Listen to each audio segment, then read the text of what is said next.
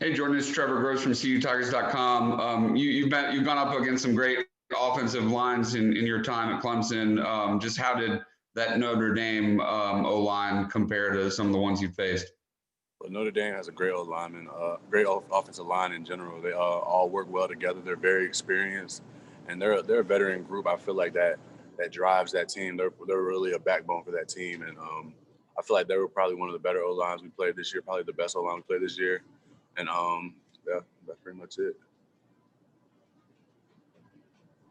How difficult of a loss was that for you to swallow? Compare you haven't lost much in your career, obviously, but you got to go back 3 years to your last regular season loss. How does that compare?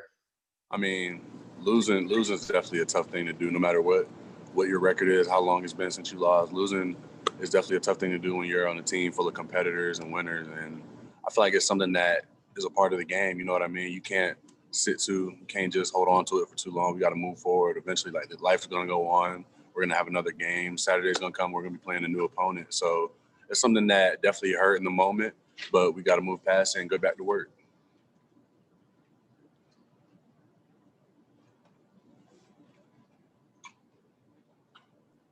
Jordan, Larry Williams of TigerIllustrated.com. Can you just describe what it's like to have the number of injuries that you guys have had on the defensive side of the ball? It's just kind of absurd. Right. What's it like for a player as it's happening? I mean, yeah, it's definitely been tough. You know what I mean? It's something that also is a part of the game. Injuries happen, but with us, we're just in a situation where we've had a lot of our injuries happen in a pretty like a span of time where it's something that we just have to deal with. We definitely can't make any excuses about it. That's why, as a defense and as a team in general, we try and create that depth to where the next man up can be able to come in and there shouldn't be any drop off. Normally, you guys are accustomed to having a lot of rotations and fresh bodies late in games. I'm just wondering, when you so many players who are pushed to play more than normal, how much of a factor is that in some of the mistakes that pop up, or I guess popped up most recently, late in the Notre Dame game?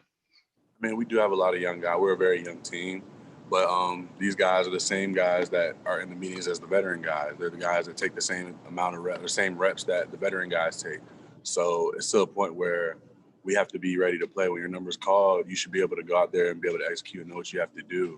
Mistakes are a part of the game, but you got to be able to, it's how you respond from these mistakes. You know what I mean? But as a young team, it's something that we're going to have to deal with and work with and grow and learn from.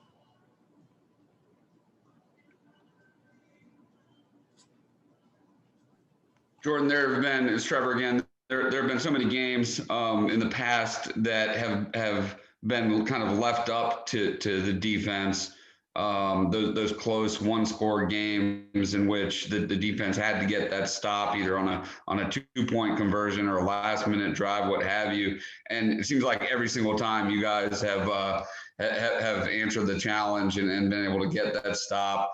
Was it that much more difficult against Notre Dame, just being that you were in that familiar situation and maybe as a result, in part because of the injuries, that you weren't able to get the stop?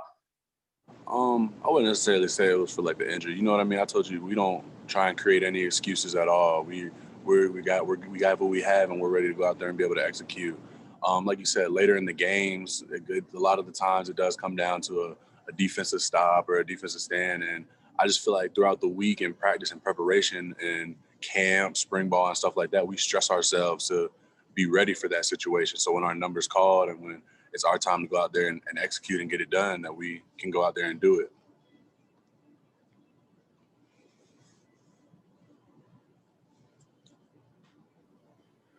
Jordan, as you look at film of Florida State, what stands out to you, particularly about their offensive line? I think they started 4 freshmen on Saturday at NC State, but what about their offense stands out to you? Their offense, Florida State's always been a talented bunch, and they have a lot of talent, a lot of athleticism, and they have a lot of great key components. I feel like what stands out to me is that they're a fast team. They're very fast, particularly in the quarterback. And as watching it on film, it's just a lot of things that stand out that show that athleticism and that speed that those guys have. Do you feel like Jordan Travis, you talked about his athleticism, is he somewhat similar to what y'all had to deal with Ian Book at Notre Dame? Definitely. I mean, I feel like Jordan Travis is a player that is a great runner and has the ability to make a lot of plays with his legs, and they use him a lot as a runner. So, I mean, I don't know if you can really compare the two, you know what I mean? But I feel like Jordan Travis is a very athletic, very fast, very, very wiry guy.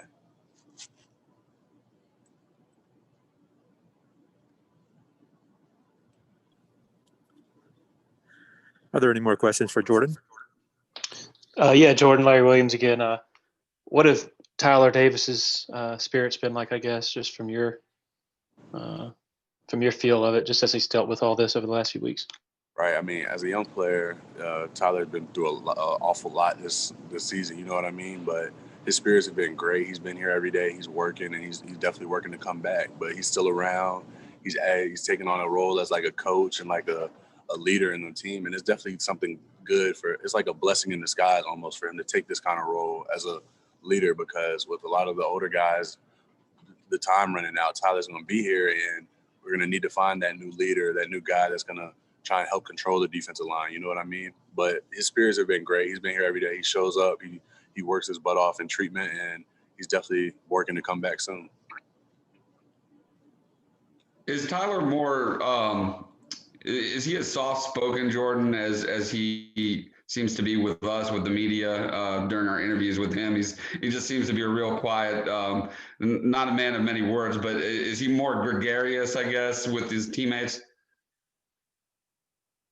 Yeah, he definitely is. Tyler's a guy that he jokes around with us a lot. He's a guy that's very outspoken with us, but as a leader, he's not, like you said, he's very soft-spoken, so he doesn't really, as not as much of a vocal leader as he has been, but during this time of him being out, he definitely has developed into a vocal leader and like an on-field coach type of guy. You know, he's always calling out corrections, calling out mistakes, telling guys what they're doing good and doing well, which I think is going to be very important. You know what I mean? I feel like there are different ways you can lead, but the vocal leader, I feel like every team has to have one. And Tyler's definitely starting to develop into a vocal leader.